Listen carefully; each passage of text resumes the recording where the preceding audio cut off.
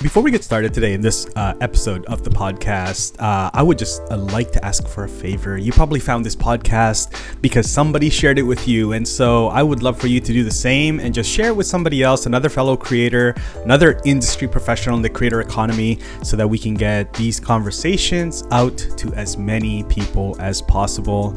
Really glad to have you here. My name is Rob Balasabas. If we have not met yet, I am the host of this podcast. We are now into episode 109, so 9th episode of the second season, and I just got back from VidCon last week. This past weekend, VidCon happened last week in Anaheim. There's actually a few VidCons if you guys aren't aware, and so I want to say I went to the one in Anaheim, not the one in Brazil in Sao Paulo, which is happening in a couple weeks. But yeah, I had a really good time, and so I wanted to kind of debrief and unpack some of the things that I learned there, I experienced there, and so who better than to hang out with me than my good buddy Andrew Can, who I used to work with at TubeBuddy, but now he is actually running a bunch of channels for the Disney brand on YouTube, and so he has just an amazing guy. We got to hang out in Anaheim during VidCon. Disney was there as well, and he was also there under his personal brand with his team, and so we just unpacked sort of a really candid conversation about VidCon today versus previous VidCons, some of the things that we learned, some of the updates, some of the cool things that happened that we got to experience in some of the spaces that we were in. And so I really hope that you enjoy this conversation. If you have any questions, please make sure you add it into the comments or send me a DM if you're listening to this on the audio podcast. And I would love for you, like I said, just appreciate it for you to share this with somebody else in a tweet, in a DM on Instagram, in a text message, WhatsApp, whatever it may be. But let's get this content out to as many people as possible. And with that, here is my conversation with my good friend, Andrew Can. I feel like it was just yesterday that we were hanging out in Los Angeles. Not quite yesterday, a couple days ago. Perfect guy to have on. Just really wanted to, reflect on VidCon for all the listeners, for all the people that are sort of in our communities, that weren't able to come and join in person. We just love to, chop it up with you a little bit here and kind of hear your take, because I know you were there with Disney, of course, but then you're also there hanging out with your own brand and making all your connections. So why don't you just take me through, like, overall? Let's start high level. Overall, what do you think of VidCon this year? Because this is not your first time. No, this is actually my 8th VidCon, which is kind of Eighth? crazy. Oh, Right. Kind of crazy thinking about it. But high level this year, I think it was one of the best industry tracks they've had. So if you don't know, VidCon has 3 different levels. Community, which is just like you getting access to the expo hall. There is the creator level, which is the level between, just fans and industry. And then there's, of course, the level that Rob and I both did, which is industry, which is where they reveal things such as new features on YouTube, which I know we're going to get into it for a sec. So for me, VidCon number 8, I thought this was definitely one of the better ones. And maybe that's because going last year, first year after a pandemic, and seeing what they did 2 years post of it, I think they really improved. And I thought there was a lot of great discussion. Yeah, no, that's great. I got the industry track pass as well. That's always the one that I've always gotten. This is my second VidCon, so I'm not as veteran as you are. I didn't realize this is your 8th VidCon, man. You're a veteran in this industry. The last one that I was at, Andrew, was the one I think right before the pandemic, and so I don't have last year's to compare to. Only the one from like 3 or 4 years ago. But yeah, I thought it was a little bit smaller than the 2018 or 2019 one. The community track was not as busy. I remember in 2019, I think they had Nike had a big thing there. WWE, Nerf, these were the brands that had massive. I think Fortnite had a big activation on the main floor. This year was like Squishmallows? Squishmallow. So They were there last year too. It's interesting because you have the perspective from 4 years ago. So I could definitely see how, compared to that, it wasn't as good. And I think it's important that we mention at the top that a lot of companies are, trying to save costs. We're in a weird economy at the time of this recording, but I do think compared to 2022, it was much improved. And I think that, as they continue to get back into the swing of things, I hope we do see those bigger brands like the Nikes, the Kias, Yeah. etc. Yeah, I think so. I think those days are coming. I hear your special friend in the background. That's so cute. um, yeah, I think it's just going to continue to grow. It was definitely a good experience. Did you spend most of your time in the creator track or in the industry floor? This year, I found myself more in industry. I haven't been industry since 2018, Mm, and that was due to, in 2018, industry wasn't as, you know, impactful. At least there wasn't mm, as many people as there were this year. yeah, Or so for us, it was really good to see it back to what it used to be. yeah, yeah, definitely. Did you attend a lot of the sessions, or were you doing a lot of networking?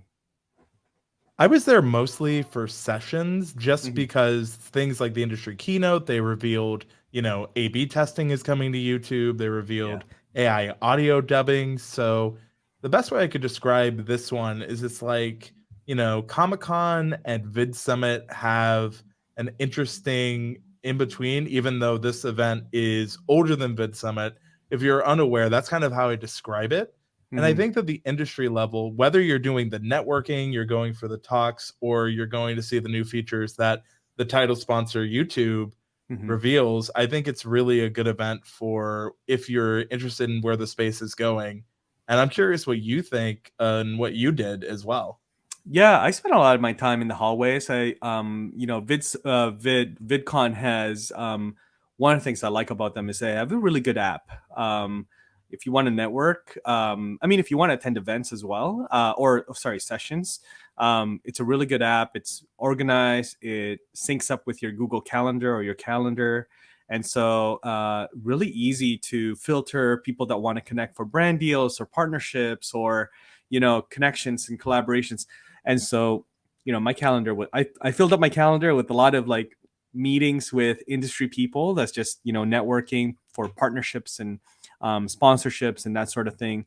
And I did manage to get into a couple of the sessions. I saw, in person as they announced the thumbnail feature that YouTube is rolling out, in the YouTube studio. And I think that's a massive game changer. We come from a company that is one of the main features, right? And so interesting things like that. Also, the AI dubbing, like you mentioned, there's companies like Paper Cup out there, that that's what all they do. So it'll be interesting how those things pan out. But yeah, I got a bit of I would say like 10 to 20% of learning sessions, and then the rest was purely networking, which very happy with. Very happy with that.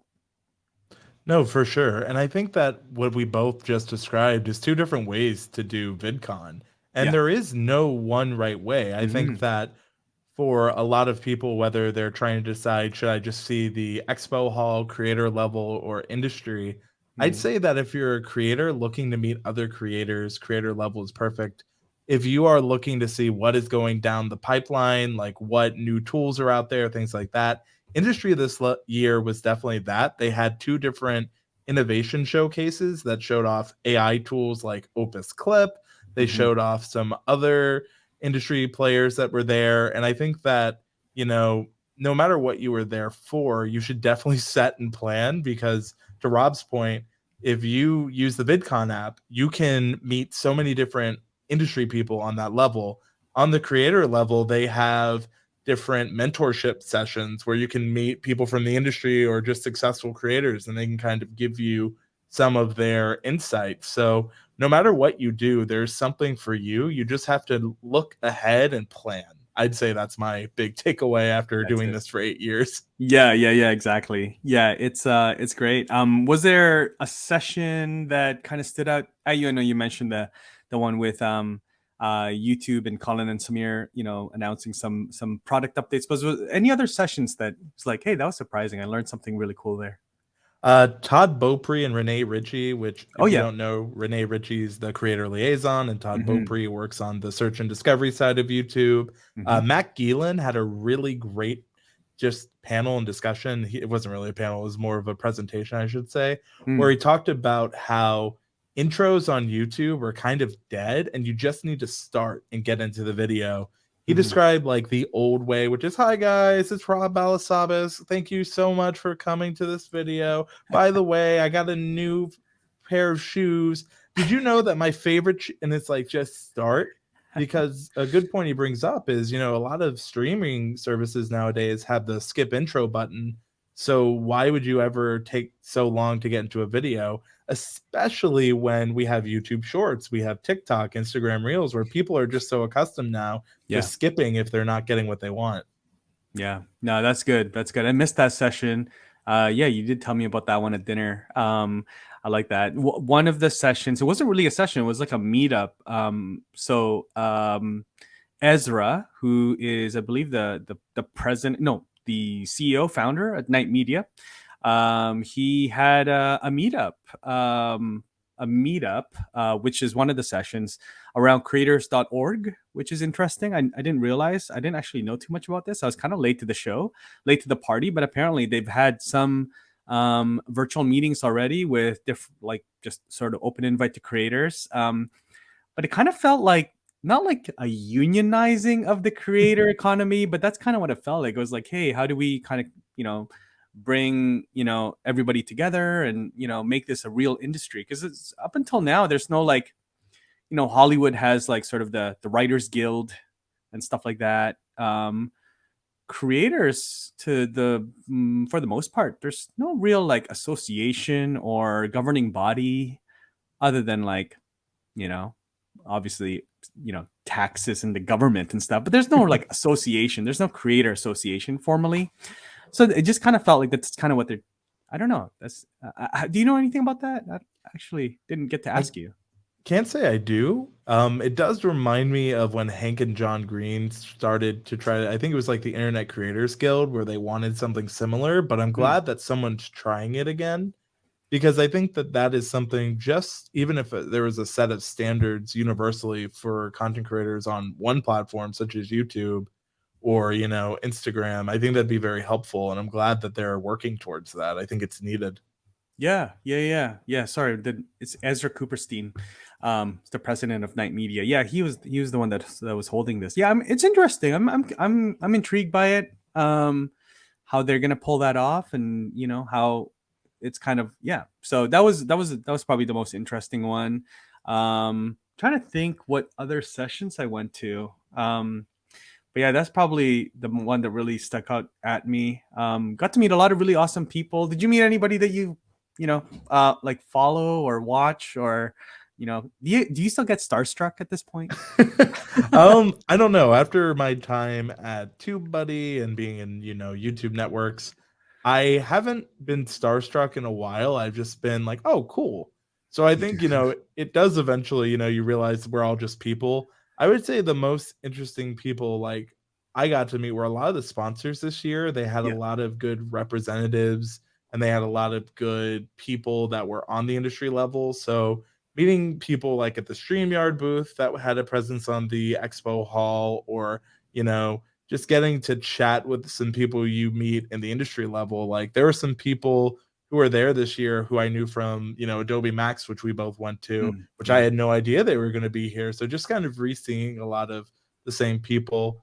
There were a lot of, I didn't meet anyone necessarily new except Mm. people on teams who I was already familiar with. And sometimes making those kind of connections are just as valuable. And I think, if you're using a brand and getting face-to-face time with the people who actually create or manage it, it does a lot of good, not only for the brand, but for yourself. And you can really make a lot of good brand deals. And I know that that's part of what I saw you doing. Like Rob's playing modest, but I was going around the industry hall, and every now and then I'd see Rob in a meeting with 10 new people. I'm like, gosh, Rob's popular.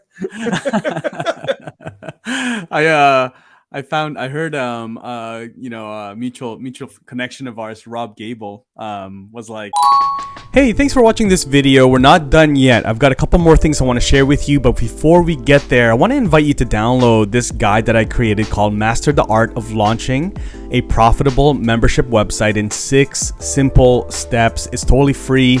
It will give you the step-by-step guide on how to launch a membership. Simple as that. And so all you need to do is go down into the description or the show notes of this video and download the guide. It's super easy. And so hopefully you grab that. If you have any questions, message me or leave a comment, and let's get back to the video.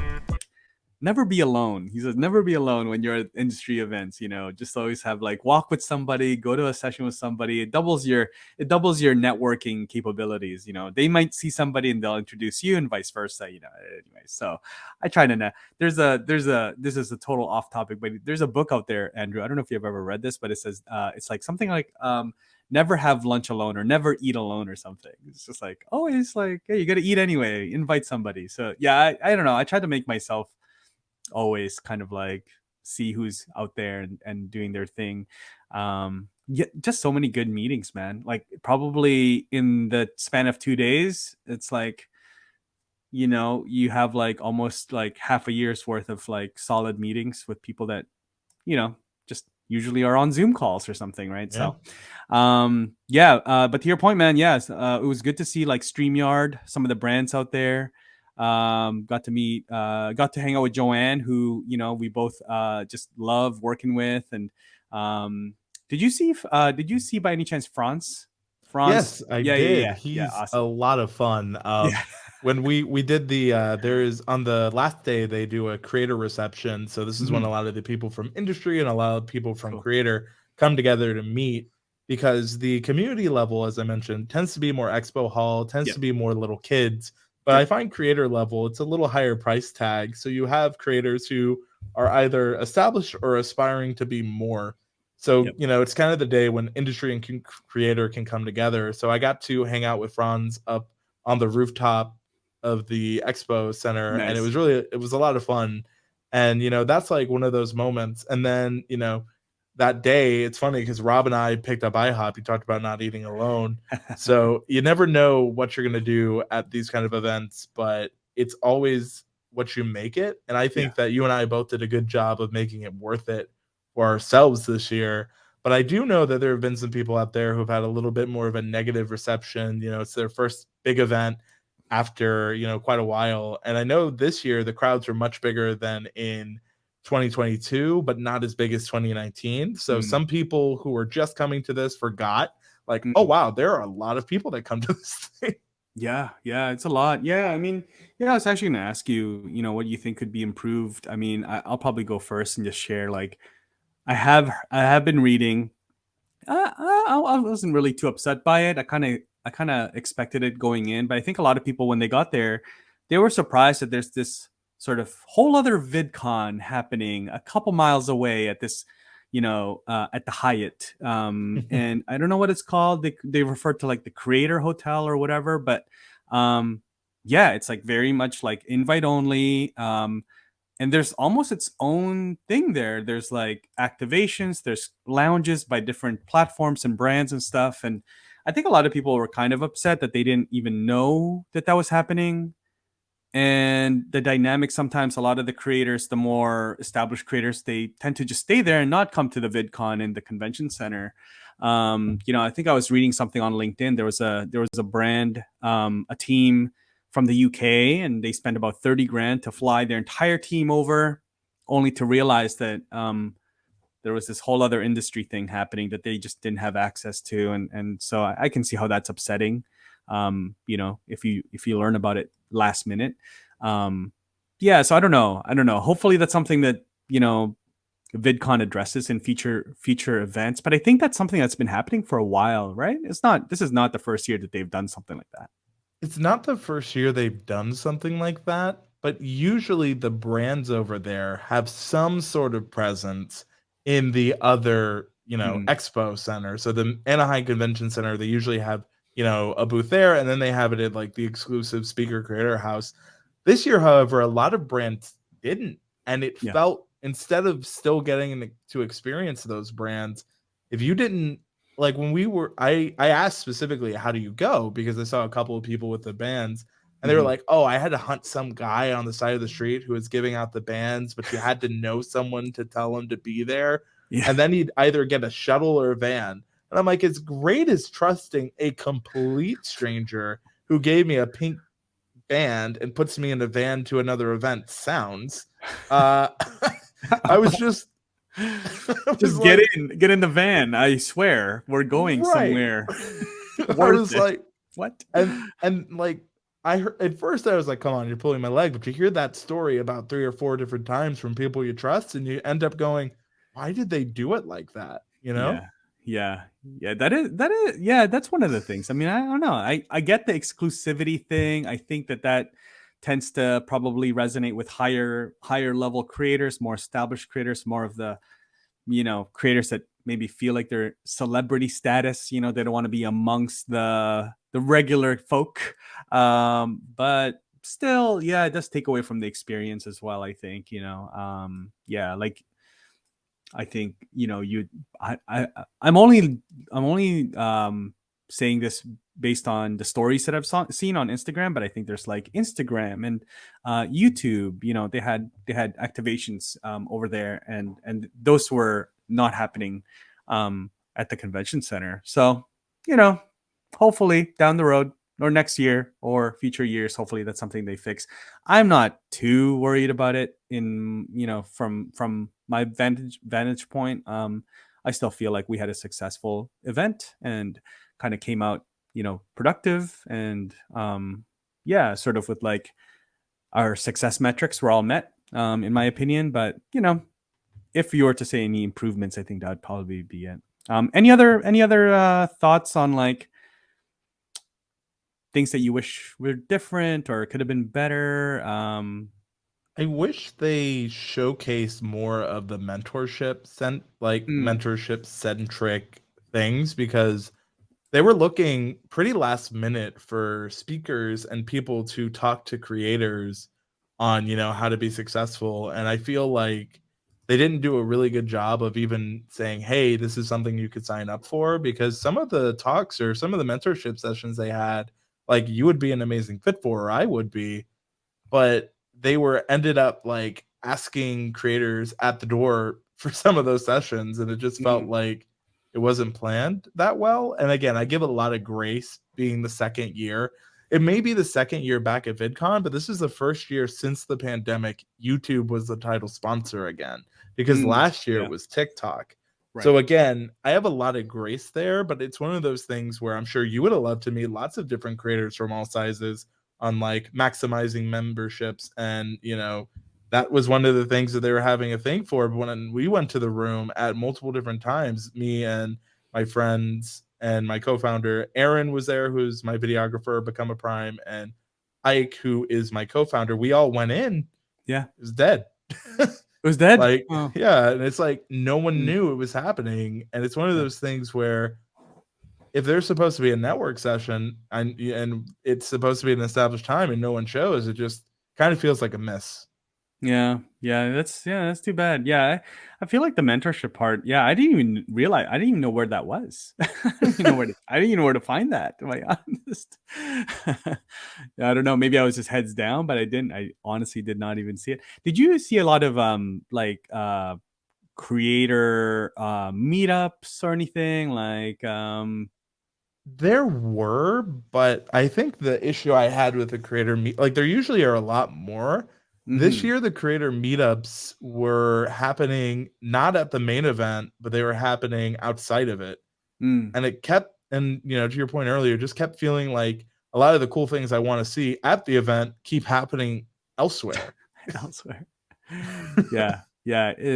I don't know. Maybe it was some guy was like, hey, if on LinkedIn it was like, hey, if it was a smaller venue, it might have felt a little bit, maybe it would have felt a little bit more, a little bit more intimate, a little bit more, because there's a lot of open space there, a lot of people, a lot of space for Mhm. what it was. But um, yeah. But overall, would you go again? Plan to go next year? The plan is to go next year, and I think if I could just say what this event does is when YouTube hosts and sponsors it, you end up finding things that you've been wanting to know for a while. You get to speak directly with, YouTube people. Yeah. I got to speak in the hallways with a few YouTube developers and like, Mm, where else am I going to be able to do that?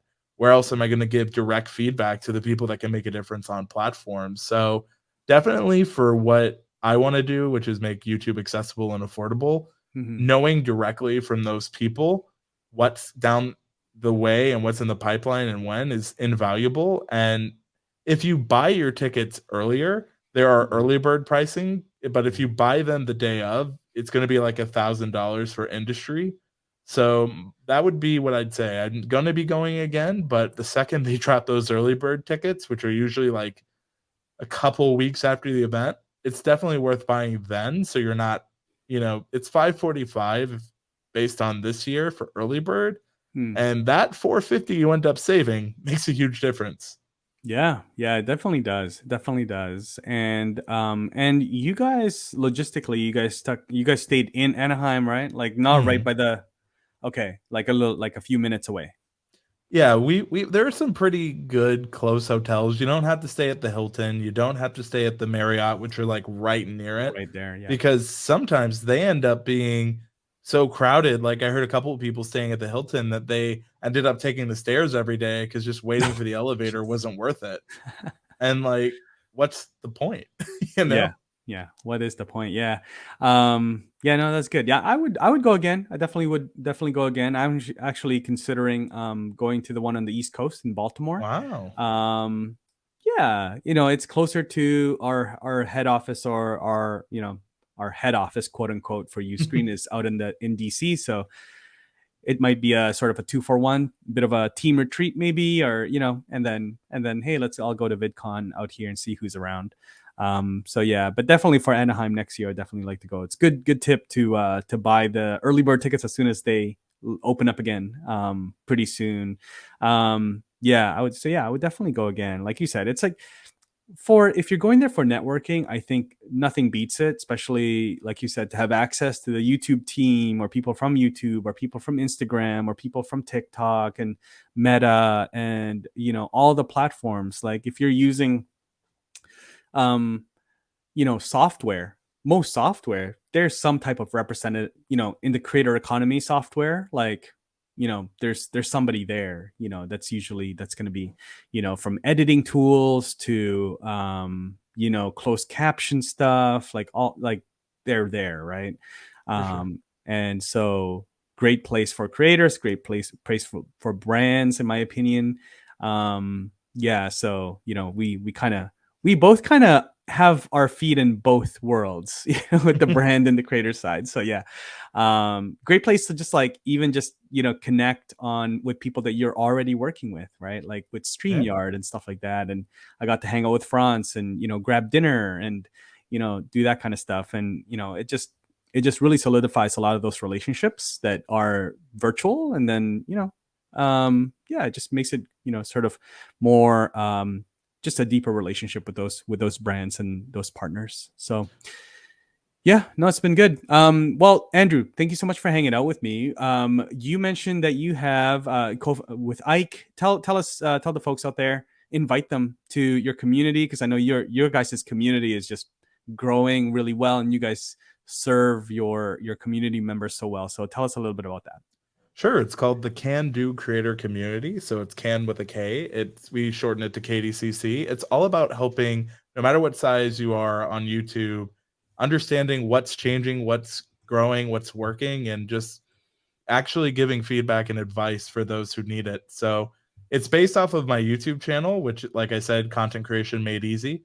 So it is the KDCC. It is free for anyone to join. At the time of this, 783 members strong, and just really a good place if you're looking for actual help on YouTube, feedback, advice.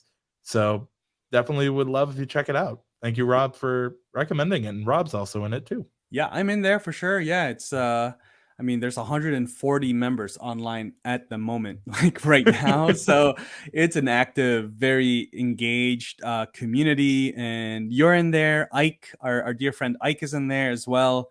And so, what are some of the things that you guys help creators there? What are some of the things, like, growing their audience, thumbnails, all of that stuff? All the YouTube questions are answered there, right?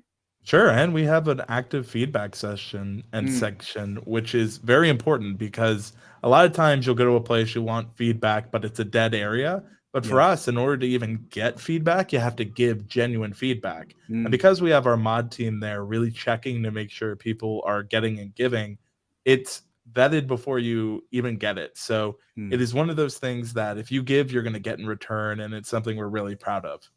I love it. I love it. Well, Andrew, thank you so much for everything that you do out here. Just understatement. You serve the community so well, and you show up for everybody, and you've helped so many people just grow, including myself, out here on YouTube. And yeah, thanks for hanging out with me. I appreciate you hanging out, taking some time during VidCon to hang out. I know Of you were there with course. Disney. Very modest. We don't even talk about that. But Andrew, you manage, like, I don't know, 800 channels on the Disney under the Disney brand. I don't know how you It's do not it, that but many, not that. but I appreciate it. And if I could say anything, and Rob, you would know this firsthand, it's all really about your team. So shout outs to my team there. Thank them for letting me be a part of it. And Rob, you manage people, you've managed people. A lot of times there's a face of things. I'm definitely not the face there, but I've been the face in the past. But Yes. what really makes the difference is a strong team behind you. And I think Oh we yeah. both have found teams that we're comfortable in. We love what they do, and we just do our best to do right by them.